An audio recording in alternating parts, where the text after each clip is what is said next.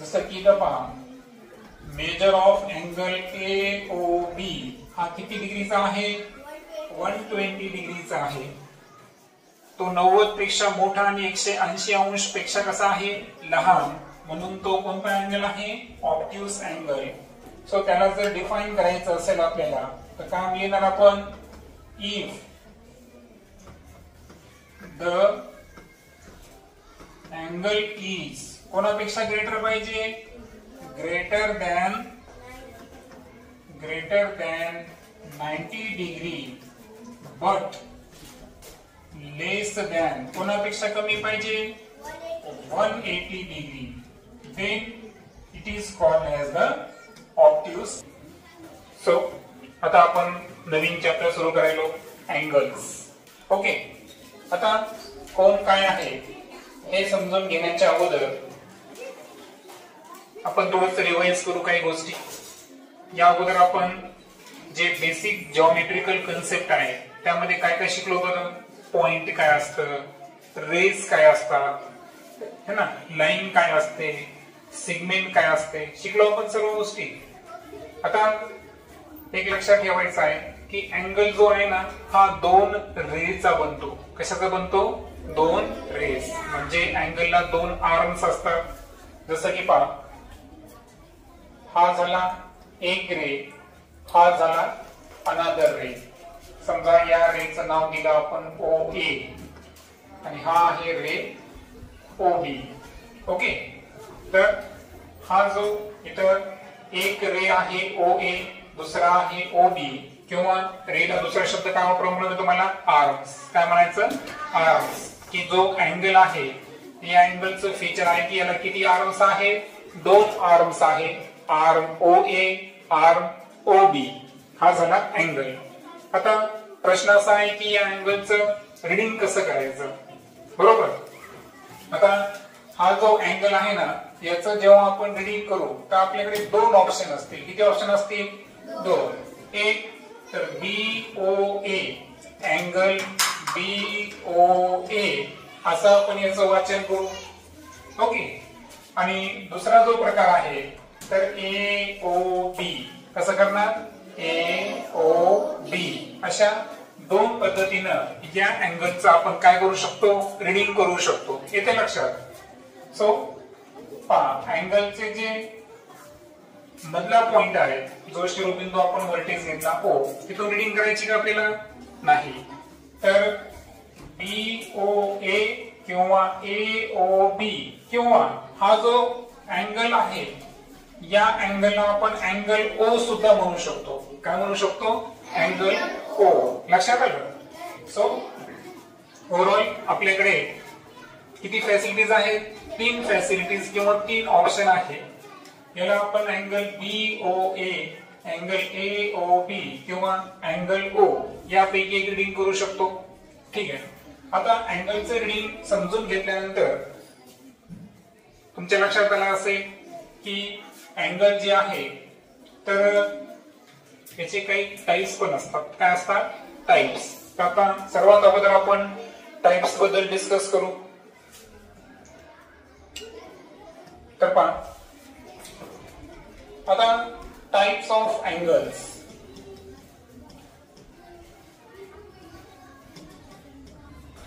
तर हे डिस्कस करताना आतापर्यंत आपण काय काय पाहिलं? आपण पाहिलं की आर्म्स किती असतात? त्याला 2 असतात. बरोबर. कोण किती बिंदूचा तयार झाला? 3 बिंदूचा. बरोबर. 3 काय असतात? त्याला व्हर्टेक्स असतात. बरोबर. त्यानंतर अजून कोण जे आहे त्याचं रीडिंग कसं करायचं हे आपण शिकलो. बरोबर. तर अशा पद्धतीनं जे आहे कोण मेजर कसं करायचं हो की नाही ते आपल्याला पुढे लर्न करायचं आहे. परंतु आता अगोदर आपण काय शिकू? टाइप्स. तर पहा, टाइप्स ऑफ अँगल मध्ये पहिला अँगल जो आपल्याला लर्न करायचा आहे तो आहे 0 अँगल. काय आहे? 0 अँगल. आता हे 0 अँगल कसं आहे ते आपण समजून घेऊ. आता 0 अँगल बद्दल आपण बोलायलो तर 0 अँगलचा पहा, हा आहे पहिला आर्म. ओके. तर सपोज हा आर्म आपण घेऊ OA. कोणता घेतला मी? पहिला आर्म OA. आणि त्याच्यावरच मी दुसरा आर्म घेतला आणि हा आर्म कोणता आहे OB. आता लक्षात घ्या, हा जो अँगल आहे तर एकाच रेषेवर OA आणि OB हे दोन्ही आर्म कुठे आले बरं, एकाच रेषेवर आले. येते लक्षात. आणि म्हणून अशा केस मध्ये जो कोणाचं मेजरमेंट आहे तर मेजर ऑफ अँगल OAB याचं जर आपण मेजरमेंट पाहिलं तर हे मेजरमेंट किती आहे बरं, सॉरी AOB या अँगलचं मेजरमेंट किती आहे 0 डिग्री. किती आहे 0 डिग्री. का 0 डिग्री आलं, कारण एक आर्म दुसऱ्या आर्मच्या त्याच दिशेने असेल, तिथं जो कोन आहे तो 0 अंशाचा कोन तयार झाला. आणि 0 डिग्री जर अँगल असेल तर तो अँगल कोणता अँगल झाला, 0 अँगल.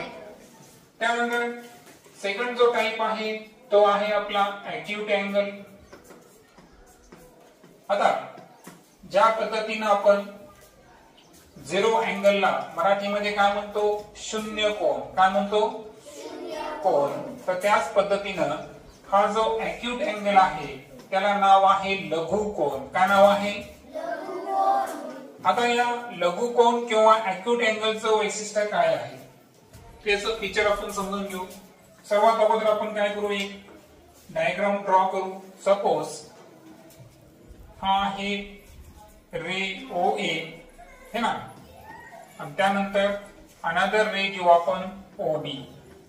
ओके, सो अँगल कोणता आहे AOB आणि सपोज याचं मेजरमेंट आहे 40 डिग्री. किती आहे 40 डिग्री. आता इथे जर पाहिलं आपण तर angle AOB, measure of angle AOB याचं मेजरमेंट किती डिग्री आहे 40 डिग्री. किती डिग्री आहे.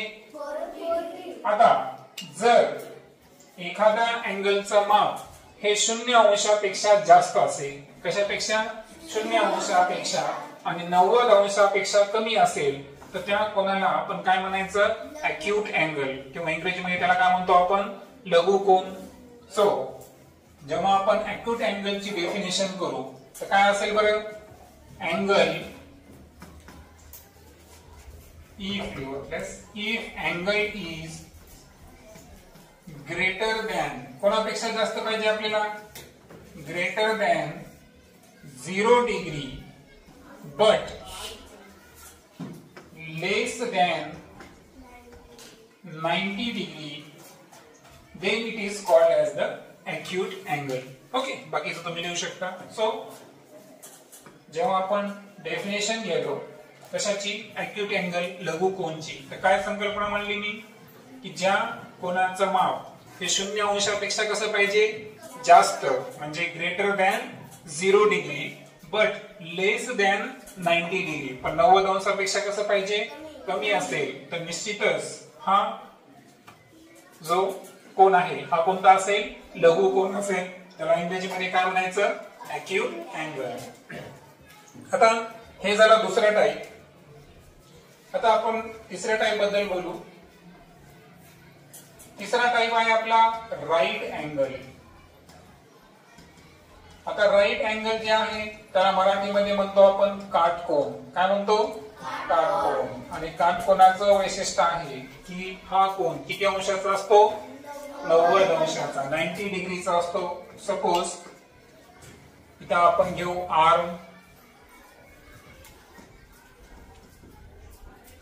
OA आणि इकडे घेऊ राईट साइडला आर्म OB.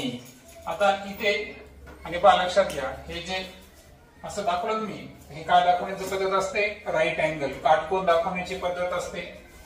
सो या केस मध्ये मेजर ऑफ अँगल AOB हा किती डिग्री आहे, 90 डिग्री आहे. आणि म्हणून हा कोणता अँगल आहे, राईट अँगल. सो व्याख्या काय असेल, if the angle is of 90 degree, जर कोन किती अंशाचा असेल, 90 अंशाचा असेल, तर then it is called as the right angle. अशा वेळेस त्या कोनाला आपण काय म्हणायचं, राईट अँगल म्हणजे काटकोन म्हणायचं. त्यानंतर चौथा टाइप घेऊ आपण ऑब्ट्यूस अँगल. कोणता घेऊ? ऑब्ट्यूस अँगल, ज्याला मराठीमध्ये आपण म्हणतो विशाल कोन. काय म्हणतो? विशाल कोन. आता या विशाल कोना संदर्भात जर पाहायचं असेल तर पण मी एक कोन काढतो. सपोज हा आहे आर्म AO आणि हा आहे आर्म OD आणि याचं जे मेजरमेंट आहे सपोज हे आहे 180 डिग्री 120 डिग्री. किती घेतलं? 120. आता 120 अंश हे किती अंशापेक्षा मोठे आहे? 90 अंशापेक्षा मोठे आहे. आणि पुढे आपण एक कोन शिकणार आहे सरळ कोन, ज्याचं माप 180 असतं. त्याच्यापेक्षा हे कसं आहे? कमी. म्हणजे 90 अंशापेक्षा जास्त आणि 180 अंश पेक्षा कमी असं जर कोन असेल तर त्या कोनाला काय म्हणायचं आपण? विशाल कोन. इंग्रजीमध्ये काय म्हणायचं? Obtuse angle. जसं की इथं पहा, मेजर ऑफ अँगल AOB हा किती डिग्रीचा आहे?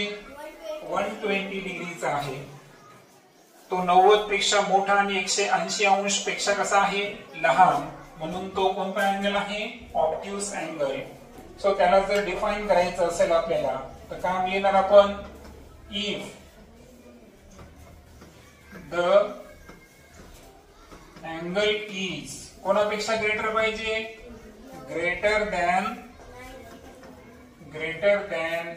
90 डिग्री बट लेस दॅन कोणापेक्षा कमी पाहिजे? 180 डिग्री.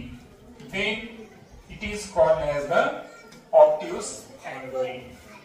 ओके, तर ही व्याख्या आहे ऑब्ट्यूस अँगलची. त्यानंतर किती झाले आपले? आता 4 टाइप झाले. 5व्या टाइप्स कडे येऊ आपण. 5वा टाइप आहे आपला तो आहे स्ट्रेट अँगल. कोणता आहे? Straight angle. आता हा जो स्ट्रेट अँगल आहे ज्याला मराठीमध्ये आपण काय म्हणतो? सरळ कोन. काय म्हणतो याला आपण? म्हणजे हा 180 डिग्रीचा असतो. जसं की पहा आकृतीमध्ये जर पाहिलं आपण तर हा आहे आर्म OA, हा दुसरा आर्म घेतला आपण OB, बरोबर. आणि इथं जो अँगल तयार झालेला आहे हा किती अंशाचा आहे बरं? 180 अंश है ना, 180 डिग्रीचा आहे. म्हणून इथे लिहू शकतो आपण मेजर ऑफ अँगल AOB किती डिग्रीचा आहे? 180 डिग्री. आणि एक्झॅक्ट 180 डिग्री असेल तरच त्याला आपण काय म्हणायचं? स्ट्रेट अँगल म्हणायचं. ओके, सो याला जेव्हा आपण डिफाइन करू तर कसं येईल बरं? If the angle is of 180 degree म्हणजे कोन जर 180 अंशाचा असेल then it is known as the straight angle. त्याला काय म्हणायचं आपण? सरळ कोन. मग सरळ कोनाचं माप किती असतं?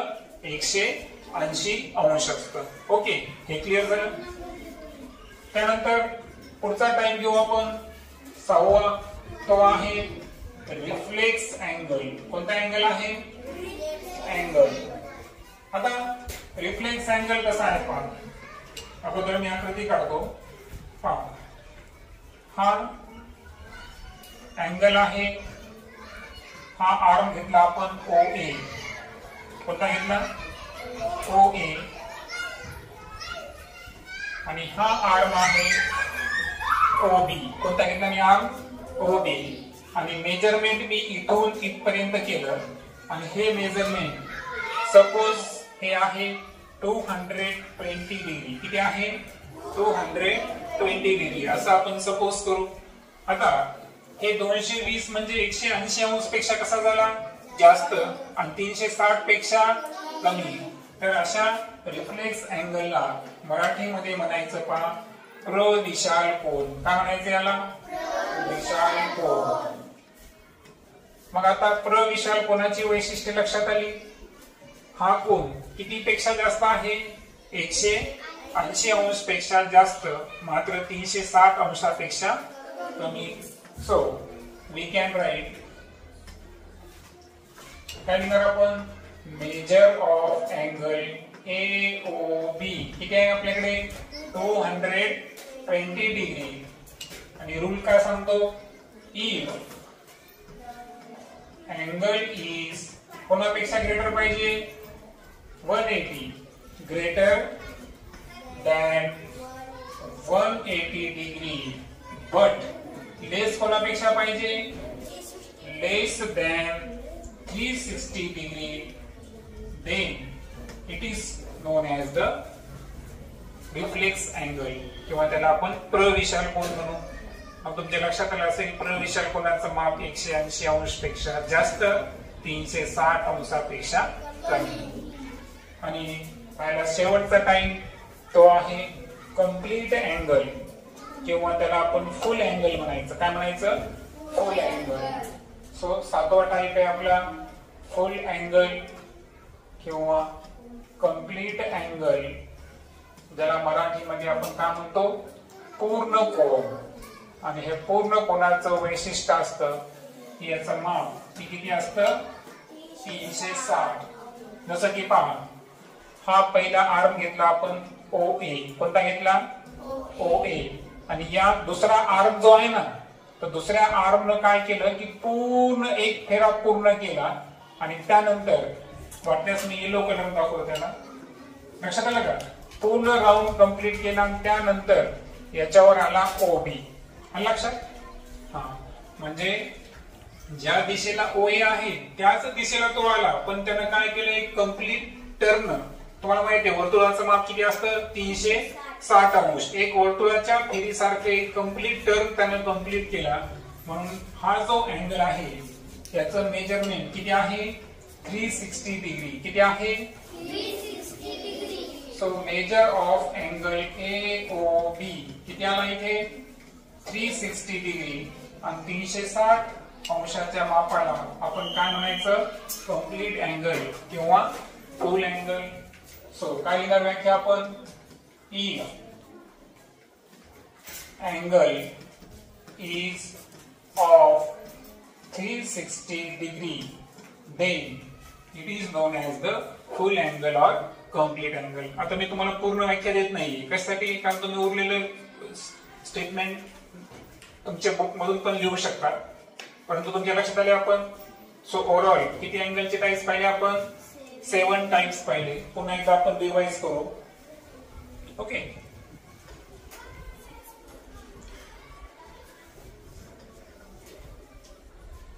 तर पहा कोणाचं माप जर 0 अंश असेल तर त्याला कोणता कोन म्हणायचा झिरो अँगल. मराठीमध्ये काय म्हणायचं if measurement is greater than 0 degree but less than 90 degree then it is called as the acute angle and in Marathi we call it लघु कोन.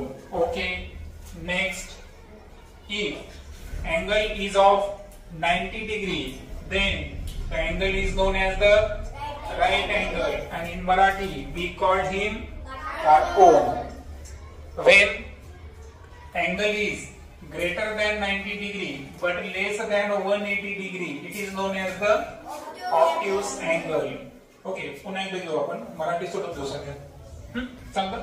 हा so what is the zero angle if the angle is of 0 degree then it is known as the zero angle. If angle is greater than 0 degree but less than 90 degree then it is known as the acute angle. When angle is of 90 degree then it is called as the right angle. If angle is greater than 90 but less than 180 then it is called as the obtuse angle. When angle is of 180 degree then it is called as the straight angle. If angle is greater than 180 but less than 360 then it is known as the reflex angle. And finally if angle is of 360 degree then it is called as the full angle or complete angle.